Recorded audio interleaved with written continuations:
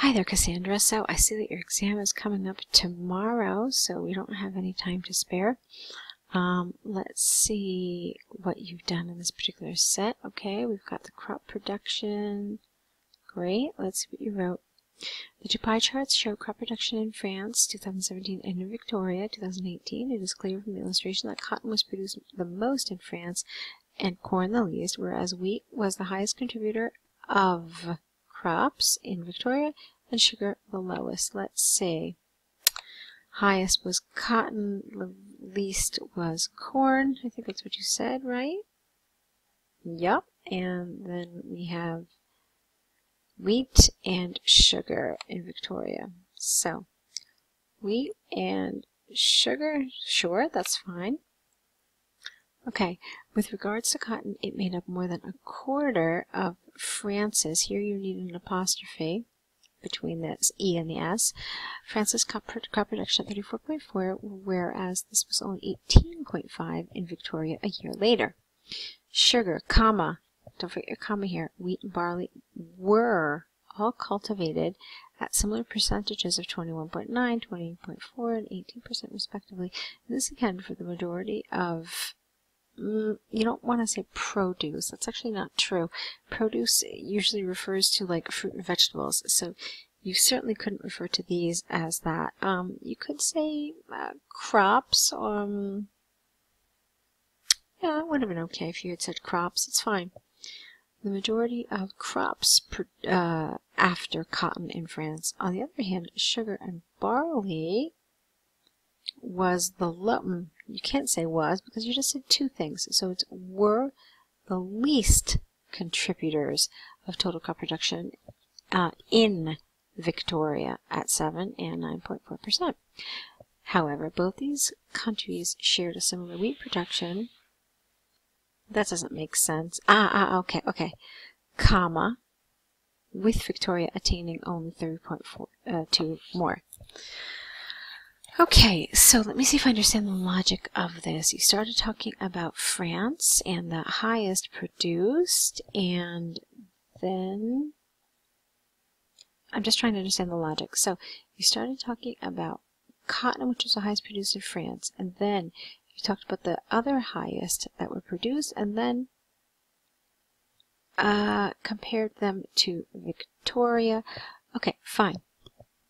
Rice was the second lowest crop grown by the French at 3.5, whereas this was you can't say it was fourfold higher. What you can say is it was 4 times higher, or yeah, that's how you would want to say this best. It was 4 times higher. Fourfold doesn't work like this. You need to say that something experienced a fourfold increased or something increased fourfold, but you can't use fourfold in a comparison like this, all right? Finally, corn, watch your spelling. It's attained the smaller percentage. I don't understand this. Let me see. Corn attained the smaller percentage France's over olive grown produce. I think you mean something else. I think you mean, finally, corn. How about this? Corn accounted for the smallest percentage of France's crop production, while this was vastly larger within Victoria at 18.5. I like that, but this was wrong. Overall, it is clear to see that both countries have many differences in how they manufacture harvests. However, it is evident in both areas that cotton and wheat are the most predominantly produced. Cotton and wheat. Okay. Yeah, that's fine. Okay. Fine. Okay. So this was good. I mean, you did some nice things here, but there's a couple of areas that were a little awkward in terms of the phrasing. Now, is this going to cost you some major points? Not major points. I'm not sure that it will help you get the score you need. It would really depend on how you do on your task 2. Okay, I just wanted to see if you left anything out. It doesn't look like you did. You've included everything. You covered all the points. So in terms of task achievement, it's fine. in terms of your organization, it's also fine. You covered everything. Let's see. Coherence and cohesion. I think there were some things that you could have made, some connections that you could have made that might have been a little more meaningful. Like, let me think. No, I actually like the way you did this. It was fine. So you started with the top and then you dealt with the least ones. Let me see, how many was it? It was 1, 2, 3, 4, 5, 6. Okay. So, no, your organization was fine. Maybe you could have made some additional connections with some of this. What do I mean? I mean, rather than this sugar, wheat, and barley were all cultivated at this, and this, maybe you could have said something a little more developed here, rather than just like this row of 3. And the reason why I say that is because this is where you really don't have a ton of information. You've got 12 pieces of data. So if you just kind of give me this list of, figures and so forth, you're missing an opportunity to maybe potentially make some more interesting connections that will show your language ability more. Okay? Now, if this was one of those pie charts that had like tons of information, I would say, yeah, go ahead and do it. But you don't really have a lot here. And so what you have to do when you have one of these that doesn't have a lot of information is you're going to have to really make a lot of meaningful connections to develop your answer. Okay? Let's see. So you'll still, I'm pretty sure that you would do well with task achievement. You'd do well with coherence and cohesion. My little concern here is with some of the vocabulary you use, which didn't really feel precise. Okay? At the level you need to be, you need precise vocabulary, and I didn't get precision all the time. There were a few errors with the precision, and then there was that like one place or two places where the language, it's kind of a mix between grammar and vocabulary, wasn't quite what it needed to be. But still, overall, it's a good answer. Okay, so let's take a look at your task 2. Is international marketing. Let's see what you had said here. Global marketing plays a vital role in the economic stability of many countries, although many international companies use such campaigns to impose ideas and beliefs which can be portrayed as quite invasive. Others would argue that it provides the opportunity to learn about different civilizations. In this essay, I will discuss both views on why I believe strongly that international interactions have positive aspects. Okay, fine. Let's see how you develop this. A large portion of international marketing stems from, we don't use it in the passive, we just say it stems from businesses in Europe and America. When these Western ideas and cultures are introduced in more conservative countries such as India and places within the Middle East, natives could find them offensive. Careful with this word natives. It's not really used so much. You could say something like the citizens of these countries or the inhabitants in these areas, something like that. An example of this would be clothing trends, where developed countries have a more liberal manner to their way of dressing, which would not be acceptable within Eastern countries and could cause conflict within them. Okay, this is underdeveloped. You've given me, basically, look, you're supposed to be talking about how marketing is invasive and intrusive, okay?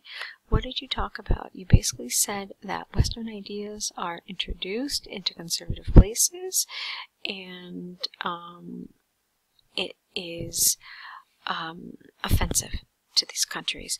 So what's happening here is it was just this one idea, you give me one piece of support, and then you just left the paragraph like that. That's just not enough. It's not enough to be considered a well-developed paragraph. You needed to extend, you needed to give more information, and quite frankly, I don't think that this actually discusses international marketing. It sounds to me more like you're talking about globalization, you're talking about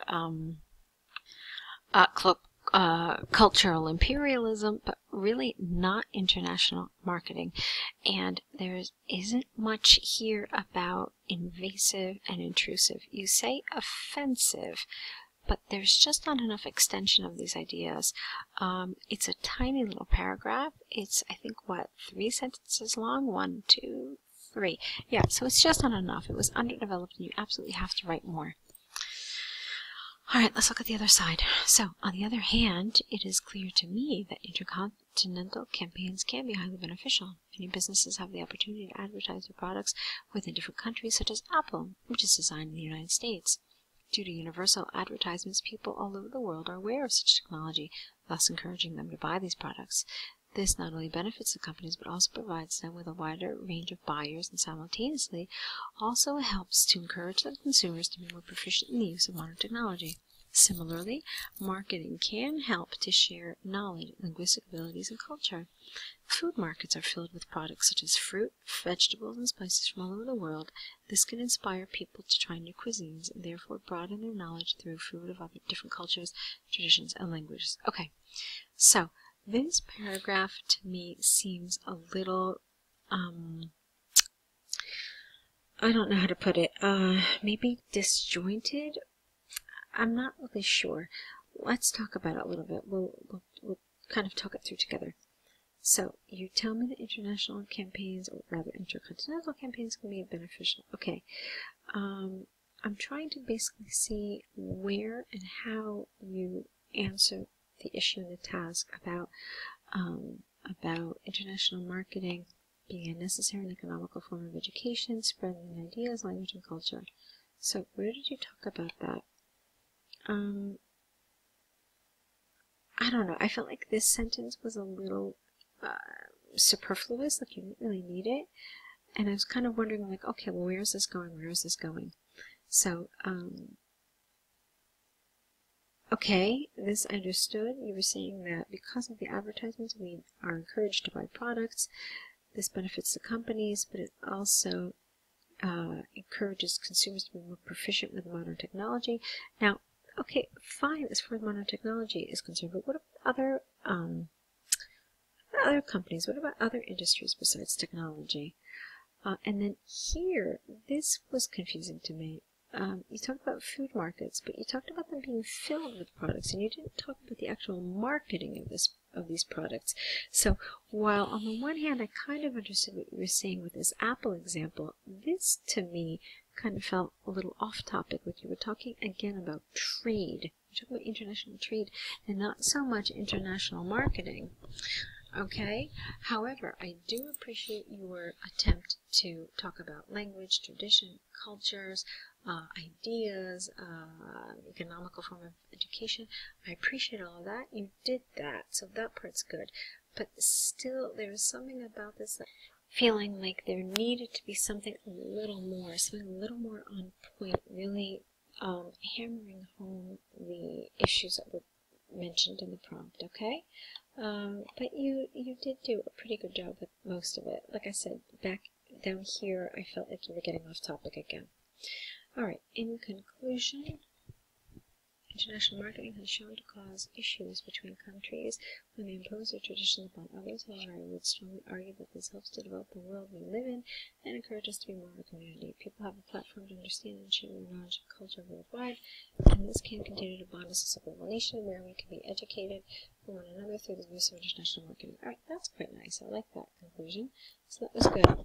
And now I see here that you have another essay for us. Okay, let's see what you said here. Completing university education is thought careful. By some to be the best way to get a good job. On the other hand, other people think that getting experience in developing soft skills is more important. Discuss both advantages and disadvantages and give your opinion. Ooh, complicated. Okay. Many youths nowadays are opting to attend university more than ever before. With hindsight, that I don't like this. With hindsight, that's the wrong word. With the belief that they will be able to secure good employment afterwards, whilst on the other hand, others believe that hands-on experience is highly vital and of a higher importance. In my opinion, attaining a degree is crucial for academic jobs, whereas skills gained from experience are necessary. Why? Because its skills are necessary for careers which are more physically laborious. Okay. With regards to university degrees, more and more people are required to obtain these in order to have a chance of gaining a valuable job. We don't really talk about a valuable job. That's the wrong word here. A well-paying job, a high-status job. In other words, not valuable. An attractive job, maybe. Companies are expecting candidates to have one university degree at the minimum when applying for a position. Therefore, academic education has become an essential criterion. Criterion usually with an O-N when it's singular for many jobs. Similarly, as higher studies become a basic requirement, many employees are unable to climb their career ladders or get promoted to better positions without one. Okay, let's keep going. On the other hand, having work experience or other skills such as leadership or interpersonal skills can be more beneficial in securing a respected job. Certain job sectors, such as an electrician or mechanic, require more physical experience, and despite them needing theoretical knowledge, practical skills are of a higher importance within their jobs. In addition, with more people gaining degrees, large organizations have started to look at valuable experience that prospective employees may have to help whittle down candidates to the most suitable, and thus those with relevant skills in that line of work will be more appealing to employers.